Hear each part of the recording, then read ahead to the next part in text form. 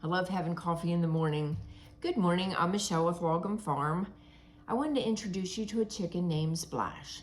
Splash is a backyard mix, fun and funky chicken. I really don't even know what breed she is, but she's white, kind of looks like a white Moran. The problem was she was laying green eggs, so I have no clue what breed she is, but she's very sweet and she's been on the farm for quite some time.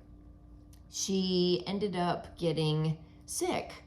And so I'd like to describe this process of kind of what we've been going through for the last month and a half, because it's been very frustrating, very sad, and I'm more of a person that needs to fix things.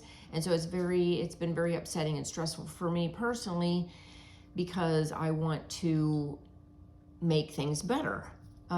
So in the beginning, she started acting a little bit almost like she was broody, just a little bit sluggish. One morning she wouldn't come out of the coop with the rest of the chickens. She did finally come out on her own, but I thought, okay, well, that's odd. And then later on in the afternoon, if you've watched any of my other videos, I have trained the chickens to come for snack time by ringing a bell. I rang the bell, all the chickens come running, and she does not. Now, I have learned that if a chicken does not come for greens, snack time, they know something's up if you're yelling, hey chicken, or I got greens, or whatever you want to do on your farm. But when I ring that bell, that means mommy has grub worms, nuts, something really good. And the fact that she did not come, there's something wrong with your chicken if they don't come for food. So I went out into the run and got her, immediately isolated her, and without getting too graphic, I wanted to examine her poop. I mean, let's be honest. It's the way that you're gonna tell if your chicken's healthy. You know what healthy poop looks like, and then there's different stages of diarrhea, different colors, things that make you panic. Well, she started having some greenish white diarrhea, and I thought, okay, well, that's odd, but it's hot, and they were drinking a lot of water. So around the end of June, she started getting this diarrhea. I immediately isolated her, put her in a metal crate with some food and water and a puppy pad. I didn't want any pine shavings in there or anything, because this is the best way to examine the stool, basically, and not have it, stuck to anything else. She kept having diarrhea, and it's really hard to look at the stool when it's nothing but water. And she would eat and drink, so I was giving her poultry cell vitamins, electrolytes. She seemed to perk up a little bit, so I thought, okay, well, maybe she just got into something, weird. And then suddenly one morning I walked out into her little medical area, and she couldn't stand. Well, now I'm freaking out, because there's Mareks, where your bird can't stand, and I don't know if she has anything contagious that is now going to affect the rest of the flock.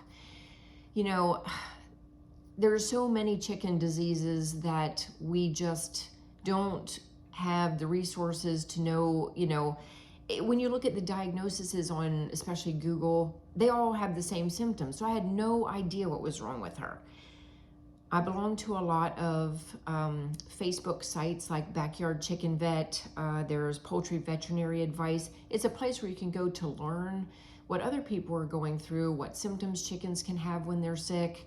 And so, I was doing a lot of the examination on her, on my own, trying to figure out what was going on with her. She's always had a problem with her reproductive system. When she first started laying eggs, they were green.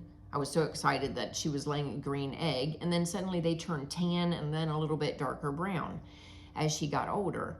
Sometimes she would have misshapen eggs, no big deal, okay? She's gets, where she can eat oyster shell anytime she wants, but she would keep laying soft eggs, and some of them would bust. Now, your chicken can get a really bad infection if any of that gets stuck inside them. So I did consider egg yolk peritonitis on her. Maybe she's egg bound, and can't pass the egg. So I did examine her vent. There was no egg in there, didn't feel any broken shells. She didn't have any discharge. So I thought, okay, well, that's interesting. I still don't know what's wrong with her, so let's at least do a fecal. We've had coccidiosis on the farm before. It's really easy to treat. Usually the older birds don't get it, but never say never. So I don't want to treat a bird until I know what is wrong with the bird. So I finally had a small form stool ran it to the local vet to get a fecal. Any vet in town will do a fecal test on stool, but there are no chicken vets, at least in my area. I'm in North Carolina and there are no chicken vets around here. So I took it for a fecal test. Let me tell you, that was frustrating. They took the specimen in, they were really nice. He did tell me he was short-staffed. A week goes by. I do not have results.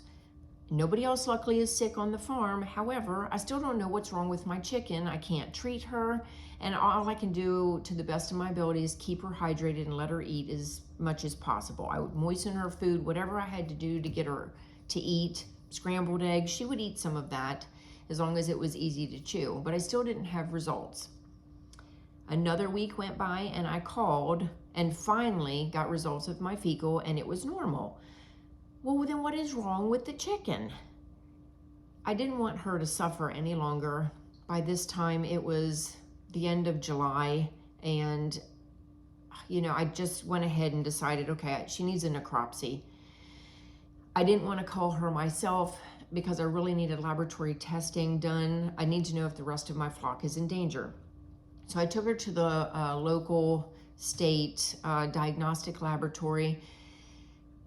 They really made me feel comfortable. I met the vet personally. She came out, looked at the bird, took a history, and she was actually, because I was very nervous to bring her there. I'd never done this before. I never had a bird go for necropsy, and it's very sad to give a live bird over to somebody knowing that they're going to euthanize it.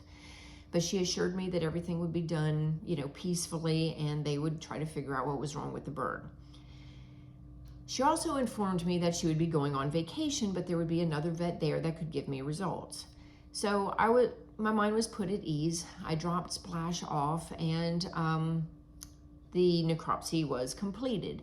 So I waited for about a week and called, and the secretary said, the only thing that I can tell you is she doesn't have avian influenza. Okay, well, that's good.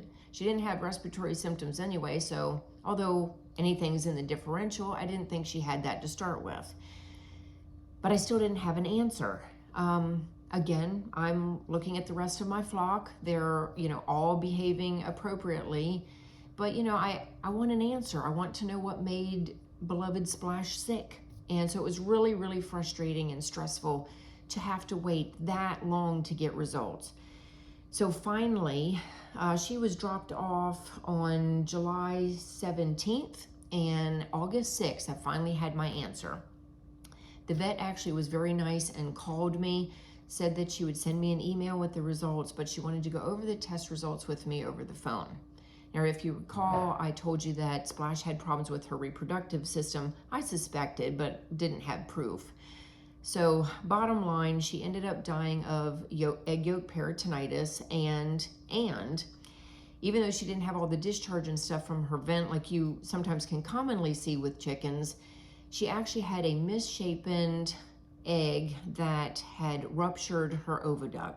So there was with egg yolk peritonitis, you can, if caught early enough, treat with antibiotics. There was no way I was going to save her, and ultimately, I'm glad I took her there to be euthanized. I like that they put in the report that she was humanely euthanized.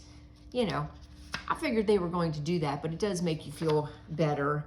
They gave me a complete description on everything that they did, all the tests that they ran. They were very, very thorough, and luckily she didn't die from a disease, but unfortunately, she's no longer with us. So it does make me very sad.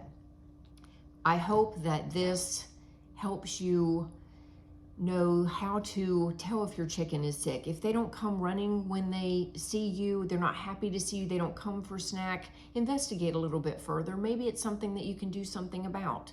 Now, we can't control everything on the farm. I'm sure there's a lot of success stories out there. I would love to hear them. If you'd like more videos like this, please subscribe to my channel, hit the like, hit the bell, then you'll know every time I make a video. I hope you have a good rest of your day, and I'll see you soon.